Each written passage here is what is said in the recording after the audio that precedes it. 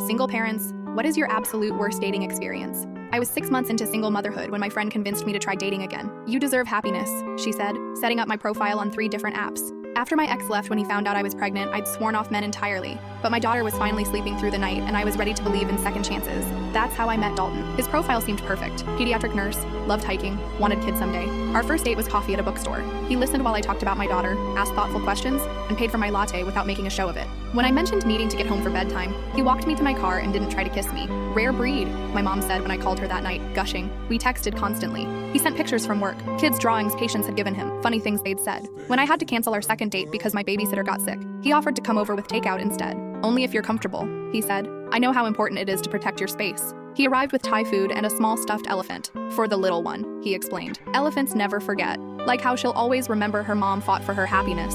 My heart melted. For 3 weeks, everything was perfect. He'd text good morning and good night. He remembered my work presentation and asked how it went. When I mentioned my car making weird noises, he offered to take a look. He even helped me install new locks after I mentioned feeling unsafe in my apartment. The red flag started small. During our 4th date, he mentioned how important trust was in relationships. I've been hurt before, he said, by someone who wasn't honest about their past. I assured him I'd been completely truthful. I know, he smiled. I can tell. The next week, he asked if I'd ever gotten background checks on my babysitters. When I said yes, he nodded approvingly. You can never be too careful with children. There are predators everywhere. Something in his tone made me uncomfortable, but I pushed it aside. Then he started asking about my ex. Where did he live now? Did he see our daughter? How often? Did I think he might try to come back? Had I considered changing my daughter's last name? You seem worried about something, I said. Just want to make sure you're safe, he replied. Both of you. When I mentioned my daughter had started daycare, his questions intensified. What was the security like? Did they do background checks? Could anyone just walk in? The breaking point came when I found him in my daughter's room. I'd gone to the kitchen to refill our wine glasses. When I returned, he wasn't on the couch. I heard movement upstairs and found him standing over her crib, phone in hand.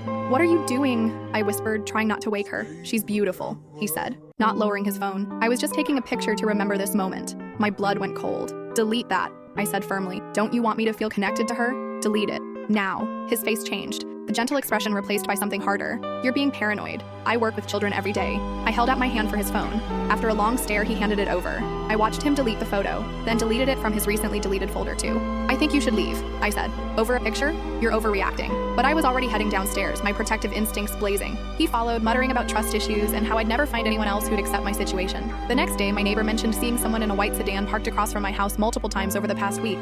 Dalton drove a white sedan. I blocked his number and reported him to the dating app. 3 weeks later, another mom in my area posted in a local Facebook group warning about a man who'd taken unauthorized photos of her child during a date. His profile picture matched Dalton perfectly. I deleted all my dating apps that night. 2 years later, I'm still single by choice.